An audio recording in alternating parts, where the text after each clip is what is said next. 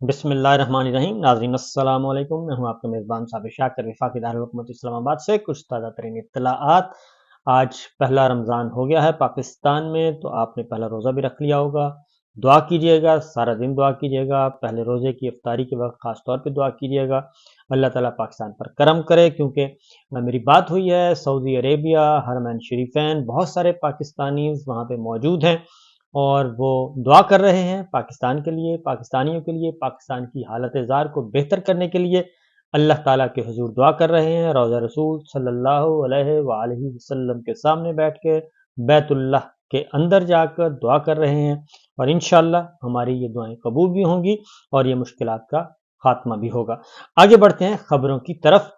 خبریں کچھ ہیں جی کہ بندر بانٹ ہو رہی ہے اور فارم 47 والوں کو مسلط کیا جا رہا ہے، بلکہ فارم 47 کیا غیر منتخب اور جن لوگوں نے الیکشن میں حصہ ہی نہیں لیا ان لوگوں پہ انحصار کیا جا رہا ہے، اور جو کابینہ تشکیل دی گئی ہے اس میں اہم وزارتیں کن کے پاس گئی ہیں اس پہ بات کریں گے، کیونکہ قلمدان سونپ دیے گئے ہیں اور اس میں پچھلے 48 گھنٹوں کے اندر اندر بلکہ 24 گھنٹوں میں 2 دفعہ ملاقات ہوئی army chief general Asim Munir صاحب کی وزیر اعظم شہباز شریف صاحب سے، اور جو کابینہ کی تشکیل ہوئی ہے اور قلمدان جو دیے گئے ہیں اہم وزارتوں کے، اس میں کسی قسم کی شہباز شریف صاحب کو کہا ہے کہ چوں چراں نہیں کرنی، لیکن ایک وزارت جو ہے نواز شریف صاحب کی کچھ باتیں مانی گئی ہیں اور کچھ باتیں نہیں مانی گئی۔ وزارت خارجہ اسحاق ڈار صاحب کے پاس رہے گی۔ اسحاق ڈار صاحب کا مطلب ہے کہ نواز شریف صاحب وزارت خارجہ کو کنٹرول کریں گے، خارجہ تعلقات کو وہ دیکھیں گے، امریکہ کے ساتھ بات چیت کرنی ہے، انڈیا کے ساتھ کیا معاملات طے کرنے ہیں، چائنا کے ساتھ کیا ڈیل کرنی ہے، وہ سارے کے سارے معاملات جو ہیں نواز شریف صاحب دیکھیں گے خود اور اسحاق ڈار صاحب کے ذریعے سے۔ اور اسحاق ڈار صاحب کا پچھلے دنوں آپ کو معلوم ہے کہ ایک آڈیو لیک بھی ہوئی ہے، وہ بھی ذرا تھوڑی سی نامناسب تھی، تو بہرحال یہ تشریف لا چکے ہیں، اور جو ملاقات ہوئی ہے army chief general Asim Munir صاحب کی، اس کے بعد پھر یہ قلمدان سونپے گئے ہیں۔ اس سے پہلے صرف اوتھ ہوا تھا، اوتھ کے فوراً بعد پھر ملاقات ہوئی، اور ملاقات کے بعد جو قلمدان دیے گئے اس میں وزارت خزانہ جو ہے، اگر ہم کھل کر بات کریں تو وزارت خزانہ رکھی ہے جی ہماری ملٹری لیڈرشپ نے اپنے پاس، کیونکہ محمد اورنگزیب صاحب کیئر ٹیکر سیٹ اپ میں آئے تھے اور ان کو رکھا گیا ہے جی، اور انہی کو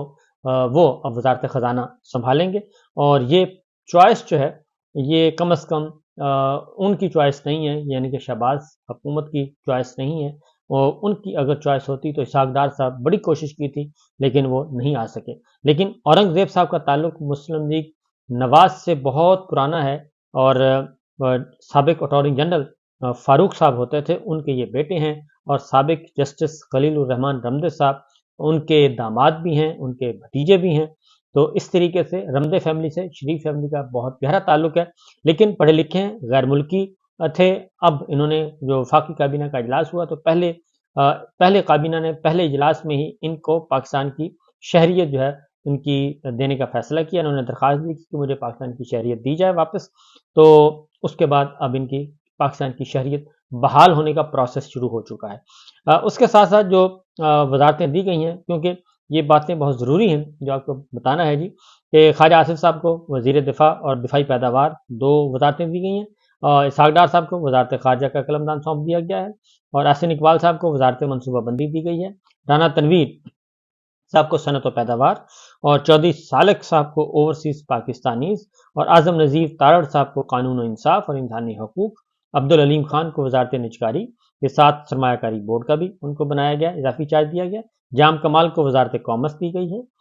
اچھی وزارت ہے، انجینئر امیر مقام صاحب کو سیفران دیا گیا ہے، کوئی خاص وزارت نہیں ہے، سردار اویس لغاری صاحب کو وزارت ریلوے پر ترخواہ دیا گیا ہے، کوئی خاص وزارت نہیں ہے، عطا اللہ تارڑ صاحب کو وزارت اطلاعات و نشریات، شریف فیملی سے گہرا تعلق، ان کو بہت اہم وزارت ملی ہے، جام کمال صاحب کو اہم وزارت ملی ہے،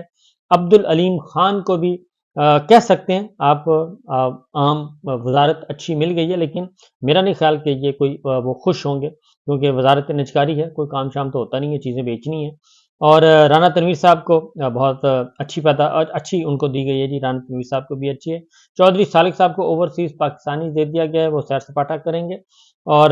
خواجہ آصف صاحب آپ کو بتا چکا ہوں دفاع کے ہیں اور دفاعی پیداوار ہیں اور سب سے زیادہ فوج کو گالیاں دیتے ہیں، لیکن اس کے ساتھ ہی ان کو دوبارہ سے دفاع کا وزارت دے دی گئی ہے۔ اور اس طریقے سے جی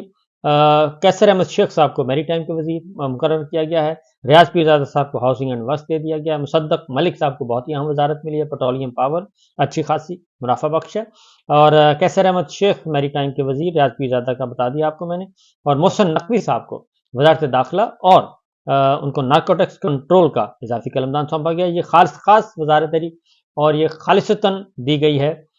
جناب آرمی چیف عاصم منیر صاحب سے، ان کا بہت ہی اچھا تعلق اور تعلق داری ہے، عزیز داری ہے، تو اس اعتبار سے، اور نگراں وزیر اعلیٰ ان کو بہت اہم وزارت دے دی گئی ہے۔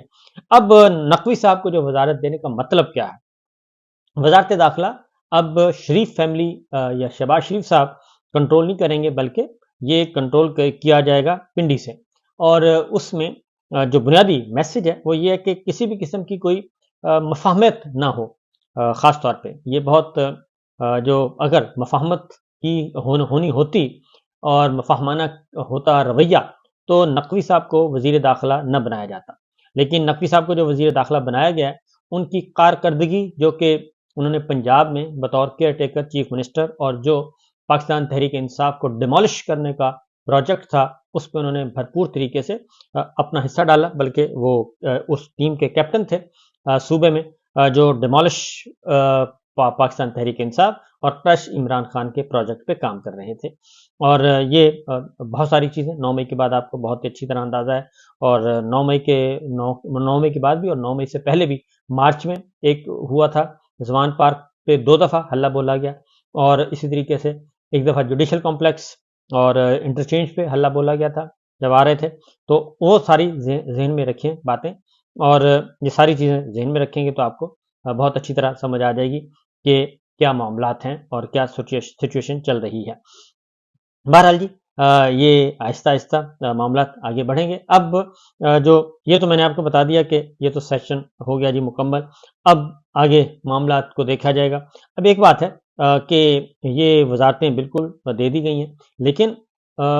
اب ان کا جو موجودہ گورنمنٹ اگر مہنگائی ہوتی ہے، بے روزگاری ہوتی ہے، معیشت خراب ہوتی ہے، تو شہباز شریف صاحب اور نواز شریف صاحب وہ یہ کہہ کر آرام سے نکل جائیں گے کہ جناب وزارت خزانہ ہمارے پاس نہیں تھی، اور پھر اگر کوئی لا اینڈ آرڈر کا مسئلہ ہوتا ہے، خدا نہ خواستہ کوئی گڑبڑ ہوتی ہے، تو وہ آرام سے باہر سائڈ پہ ہو جائیں گے کہ جناب وہ بھی ہمارے کنٹرول میں نہیں تھی، اور وہ نقوی صاحب سے اور نقوی صاحب یہ سارے جو داستانیں ہیں یا قصے ہیں آنے والے دنوں میں آ جائیں گے۔ تو لہٰذا یہ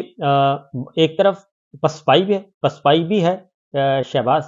حکومت کی، لیکن دوسری جانب وہ اس کا ایج بھی حاصل کریں گے کہ ٹھیک ہے آپ نے ہم سے وزارت خزانہ بھی لے لی، آپ نے وزارت داخلہ بھی لے لی، لیکن اس کے بدلے میں جو اس کے ہوں گے سائیڈ ایفیکٹس ہوں گے، اور جو فساد برپا ہوگا اور جو معیشت خراب ہوگی، تو پھر اس کے حصے دار ہم نہیں ہیں، یہ بھی ایک ذہن میں رکھیے گا۔ دوسری جانب جی کچھ اور خبریں، وہ ہے سینٹ،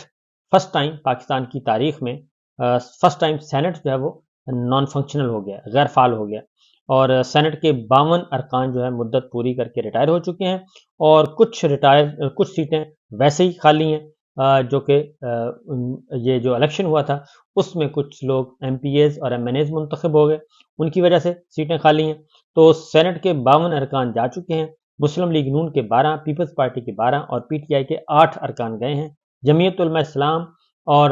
پی کے میپ پختونخوا ملی عوامی پارٹی نیشنل پارٹی کی 2 سینیٹرز ریٹائر ہو گئے، بلوچستان عوامی پارٹی کے 6 سینیٹرز ریٹائر ہو گئے، اور باپ اب اس طرح سے نہیں رہا جی، باپ جو ہے وہ ختم کر دیا گیا ہے، باپ کو تقسیم کر دیا گیا ہے مختلف جماعتوں میں، کوئی پیپلز پارٹی میں چلے گئے، کوئی نون لیگ میں چلے گئے، اور باپ کی اپنے جو ہیں نمبر وہ کم کر دیے گئے ہیں، ان کا میرا خیال ہے کہ ان کو کھپا دیا گیا ہے باقی جماعتوں میں، لہٰذا باپ کا کام ختم، اور ان کے 6 سینیٹر ریٹائر ہو گئے، Jamaat Islami, M Q M اور مسلم لیگ فنکشنل کا ایک سینیٹر ریٹائر ہو گیا ہے، اور فاٹا کے 4 سینیٹر ریٹائر ہو گئے ہیں، اب جو فاٹا کے سینیٹر وہ واپس نہیں آئیں گے، اسلام آباد سے 2 سینیٹر اسد جنیجو اور مشاہد حسین سید بھی ریٹائر ہو گئے ہیں، اور میرا نہیں خیال کہ اسد جنیجو اور مشاہد حسین سید اب دوبارہ آئیں گے۔ مشاہد حسین سید صاحب آئے تھے پاکستان مسلم لیگ نواز کے کوٹے سے، اب ان کے تعلقات اتنے اچھے نہیں ہیں، اور سندھ اور پنجاب کے 12 سینیٹرز ریٹائر ہو گئے، خیبر پختونخوا اور بلوچستان کے 11 سینیٹرز ریٹائر ہو گئے، اور صادق سنجرانی چیئرمین سینٹ بھی ریٹائر، اور ڈپٹی چیئرمین مرزا محمد آفریدی بھی ریٹائر ہو گئے، دونوں ریٹائر ہو گئے ہیں جی۔ اور جو سینیٹرز ریٹائر ہوئے ہیں ان میں اسحاق ڈار صاحب ہیں، اب یہ غیر منتخب جو ہیں کابینہ میں شامل ہیں جی۔ اسحاق ڈار صاحب، رضا ربانی صاحب، مولا بخش چانڈیو، فروغ نسیم اور مظفر شاہ صاحب ریٹائر ہو گئے ہیں۔ قائد حزب اختلاف پاکستان تحریک انصاف ڈاکٹر شہزاد وسیم ریٹائر ہو گئے ہیں۔ Musadiq Malik, doctor Asif Kirmani, Waleed Iqbal, Hafiz Abdul Karim, senator Seemi Ezdi retire ہونے والے شامل ہیں۔ سینیٹر فیصل جاوید، پیر صابر شاہ، طلحہ محمود اور مشتاق احمد، جماعت اسلامی، دلاور خان، اعظم سواتی صاحب اور روبینہ خالد بھی ریٹائر ہو گئی ہیں۔ انوار الحق کاکڑ اور شوکت ترین پہلے ہی استعفے دے چکے ہیں۔ سینیٹر احمد خان، کوثر بابر، شفیق کریم، طاہر بزنجو اور نصیر اللہ بازے بھی ریٹائر ہو گئے ہیں۔ اور فاٹا سے ڈپٹی چیئرمین مرزا آفریدی، ہدایت اللہ خان، ہلال الرحمان اور شمیم آفریدی بھی ریٹائر ہو گئے۔ تو اس طریقے سے جی یہ تمام کے تمام سینیٹر ریٹائر ہو گئے ہیں، اور پہلی دفعہ پاکستان کی تاریخ میں، ملک کی تاریخ میں پہلی دفعہ ہوا ہے کہ سینٹ جو ہے وہ غیر فعال ہو گیا ہے، نان فنکشنل ہو گیا ہے، اور سینٹ کو فعال رکھنے کے لیے اس سے متعلق اب پارلیمانی لیڈر جو ہے وہ کمیٹی میں اتفاق کے باوجود رولز میں ترمیم نہیں ہو سکی تھی۔ اور ساتھ ہی ساتھ یہ بھی بتا دوں کہ سینٹ کی اسٹینڈنگ کمیٹیز جو ہیں وہ ساری کی ساری قائمہ کمیٹی وہ بھی غیر فعال ہو گئی ہیں، وہ بھی تحلیل ہو گئی ہیں۔ اب سینٹ کا اجلاس اس وقت ہوگا جب سینٹ کے الیکشن ہو جائیں گے، اور وہ ہونے ہیں جی اپریل میں۔ تقریباً 1 مہینہ سینٹ جو ہے وہ بند رہے گا، اور آدھا پارلیمنٹ، ایک ایوان جو ہے پارلیمنٹ کا وہ اس کی چھٹی ہو گئی ہے۔ یہ سب کچھ پہلے بھی ہو سکتا تھا اگر الیکشن، یہ غیر آئینی غیر قانونی اقدامات کیوں ہو رہے ہیں، یہ ہو سکتے تھے، بہت اچھی طرح ہو سکتے تھے اگر سب کچھ ان ٹائم ہوتا، آن ٹائم ہوتا، پاکستان میں انتخابات 90 دن کے اندر اندر آئین کے مطابق ہوتے تو ایسا کوئی بحران نہیں ہونا تھا۔ لیکن رجیم چینج کے بعد آپ کو پتہ ہی ہے کہ رجیم چینج کے بعد آئین ختم کر دیا گیا ہے، ہر روز آئین ٹوٹتا ہے۔ آئین شکنی تو اس حد تک ہوئی ہے پچھلے 2 سالوں میں، آپ تصور بھی نہیں کر سکتے۔ یعنی کہ آئین کی اب کوئی ہمارے ہاں کوئی قدر نہیں رہی، آئین نام کی کوئی چیز اس وقت نہیں ہے ہمارے پاس، قانون کوئی نہیں ہے، عدالتی فیصلے کچھ نہیں ہے۔ تو یہ سچویشن ہے جی۔ اور اس کے ساتھ ساتھ جو امپورٹنٹ خبر ہے جی وہ یہ ہے کہ سلمان اکرم راجہ صاحب اور سردار لطیف خان کھوسہ صاحب کو رہا کر دیا گیا، باقی جتنے بھی گرفتار لوگ ہیں ان کو رہا نہیں کیا گیا، اور البتہ پاکستان تحریک انصاف کے جو اسلام آباد کے رہنما تھے ان کے خلاف دفعہ 144 کے تحت مقدمات درج کیے گئے تھے، ان کی بھی ضمانتیں منظور ہو گئی ہیں۔ اس میں شیر افضل مروت صاحب ہیں، علی بخاری ہیں، احمد مغل ہیں، شعیب شاہین صاحب ہیں، چودھری الیاس مہربان ہیں، ان سب کی ضمانتیں منظور ہو گئی ہیں۔ اور اس کے ساتھ ساتھ اس کے بعد تلخیاں بڑھ گئی ہیں، اور تلخیاں بڑھنے کے بعد آج جو ہے ایک قومی اسمبلی کا اجلاس آج پاکستان تحریک انصاف نے ایوان کے اندر بھرپور قسم کا دمادم مست کلندر کا پروگرام بنایا ہوا ہے، بھرپور احتجاج کیا جائے گا۔ انہوں نے فیصلہ کیا ہے، پریس کانفرنس بھی کر دی ہے، اور اسد کیسر صاحب نے ایک میسج دیا تھا کہ اگر محسن نقوی کو وزیر داخلہ بنایا جاتا ہے تو اس کا مطلب یہ ہے کہ ان کے ہاں مفاہمت نام کی کوئی چیز نہیں۔ تو مفاہمت کون نہیں کرنا چاہتا، یہ ایک بہت بڑا سوال ہے، اور کیونکہ پاکستان تحریک انصاف اور جو ہے ان کی کمیٹی بھی بن گئی تھی، لیکن اس طرف کوئی نہیں جا رہا، اور محسن نقوی کو وزیر داخلہ بنایا جانا پاکستان تحریک انصاف سمجھتی ہے کہ یہ ان کو میسج دیا جا رہا ہے کہ ہم آپ کو سیدھے ہاتھ نمٹیں گے۔ تو اسد کیسر صاحب نے بھی میسج کنوے کر دیا تھا۔ آج پھر کل پاکستان تحریک انصاف کی لیڈرشپ نے پریس کانفرنس کر کے بتا دیا کہ جناب یہ جو ہمارے پرامن جمہوری حق کو استعمال نہیں کرنے دیا جا رہا، تو پھر اب ہم بھی اسی طریقے سے چلیں گے۔ علی امین گنڈا پور صاحب کو دھمکیاں دی جا رہی ہیں، لیکن وہ بڑے مطمئن ہیں، اور چونکہ ان کے پاس مینڈیٹ ہے، اور وہ فارم 47 والا نہیں ہے، فارم 45 والا مینڈیٹ ہے، اوریجنل ہے، سب کچھ ہے، تو یہ بھی ہو رہا ہے جی۔ تو بہرحال جی دیکھتے ہیں آگے ہوتا ہے کیا۔ ابھی تو شروعات ہے، اور ایک چوں چوں کا مربع ہے۔ کوئی وزیر شہباز شریف صاحب کنٹرول کریں گے، کسی وزیر کو نواز شریف صاحب کنٹرول کریں گے، اور کسی کو جہاں صاحب کنٹرول کریں گے۔ تو یہ کابینہ جو ہے یہ اس طریقے سے بنائی گئی ہے، مختلف جو کوارٹرز ہیں ان کے یہ وزارتیں ان میں تقسیم کر دی گئی ہیں۔ تو کہ جو دو دفعہ 24 گھنٹے میں آرمی چیف کی 2 دفعہ ملاقات جو ہوئی ہے، اس کو بھی کافی اہم تصور کیا جا رہا ہے کہ جناب یہ سارا سیٹ اپ جو ہے وہ جنرل صاحب تشکیل دے رہے ہیں اپنی نگرانی میں۔ اجازت دیجیے، اللہ حافظ۔